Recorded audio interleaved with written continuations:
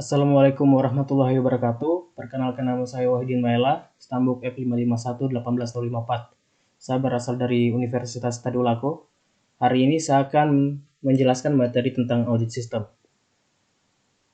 Dan di audit sistem, saya akan memaparkan materi tentang yaitu pengantar audit sistem sistem informasi audit proses, dan keempat yaitu internal control concept. Kita ke materi yang pertama tentang pengantar audit sistem.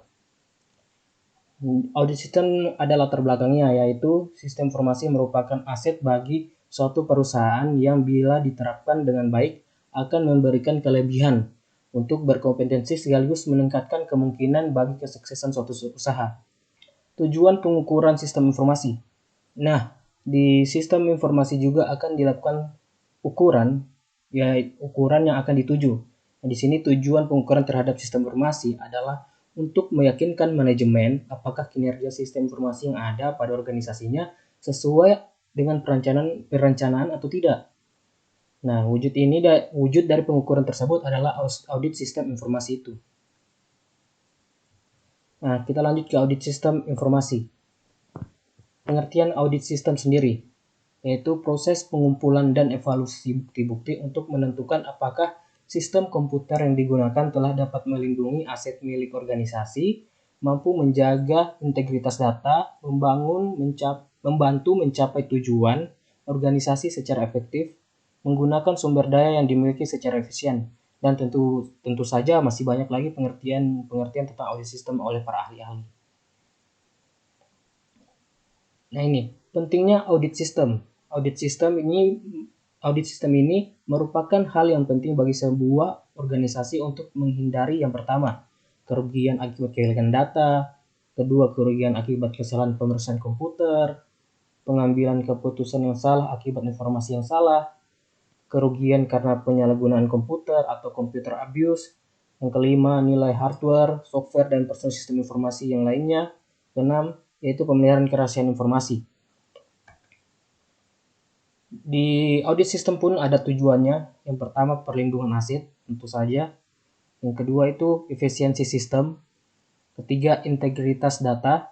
Dan keempat, efektivitas sistem. Di sini juga ada tahapan audit sistem. Tahap yang pertama itu perencanaan atau planning, yang dimana menentukan ruang lingkup objek yang akan diaudit. Kedua, pemeriksaan lapangan atau fieldwork, yang dimana itu pengumpulan informasi yang dilakukan dengan cara pengumpulan data yang ada di lapangan. Yang ketiga, pelaporan atau reporting. Reporting ini adalah proses memberikan informasi berupa hasil dari audit yang telah dikumpulkan pengumpulan data sebelumnya. Dan terakhir yaitu pemeriksaan lapangan atau fieldwork. Ini memberikan laporan hasil audit berupa rekomendasi tindakan perbaikan kepada pihak manajemen. Nah, ini tadinya hampir sama dengan reporting, tapi dia akan pemeriksaan lapangan ini akan langsung diberikan oleh kepada manajemen. Ada elemen sistem. Yang elemen sistemnya itu tujuan, masukan, proses, dan tentu saja keluaran. Yang di bawahnya ada mekanisme pengendali dan juga umpan balik. Kita ke sistem informasi audit proses. Introducing tentang sistem informasi audit proses, yaitu proses audit serangkaian kegiatan audit untuk memastikan bahwa organisasi ini telah melakukan langkah-langkah yang diperlukan untuk menghadapi perubahan yang akan ada, yaitu perubahan seperti regulasi dan kondisi pasar nantinya.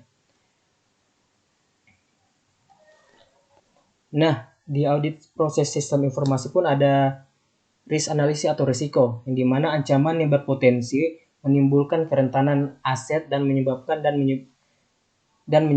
kerugian atau kerusakan aset. Nah, di sini di risiko sini pun ada elemen-elemennya, yaitu ancaman dan kerentanan, dampak ancaman dari kerentanan tersebut, dan probabilitas ancaman, yaitu kombinasi kemungkinan dan frekuensi kejadiannya.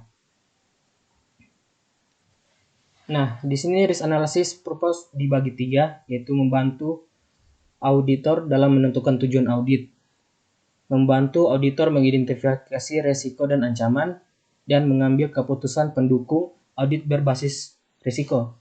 Nah, di risk analysis purpose ini bisa membantu auditor-auditor agar tidak terjadi kesalahan. Di audit evidence, yaitu informasi yang dikumpulkan oleh auditor selama audit untuk menarik kesimpulan tentang efektivitas kontrol dan sasaran kontrolnya, yaitu berupa hasil observasi, catatan tertulis, korespondensi, proses internal, dan dokumentasi prosedur dan rekaman bisnis. Lanjut di internal control concept. Nah, di definisinya merupakan aksi yang dilakukan oleh manajemen untuk meningkatkan kemungkinan tercapainya sasaran atau tujuan. Jadi mempunyai goals. Nah, jadi aksi yang dilakukan untuk mencapai tujuan itu, yang pertama, corporate objective and goals. Jadi pernyataan tujuan perusahaan itu. Jadi seperti ada contoh di sini, penerimaan pasar meningkat 10% pada tahun mendatang.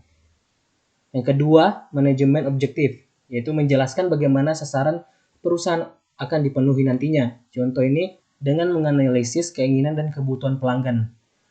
Yang ketiga, internal control, yaitu memastikan bahwa program pencapaian manajemen objektif telah direncanakan dan dieksekusi dengan tepat.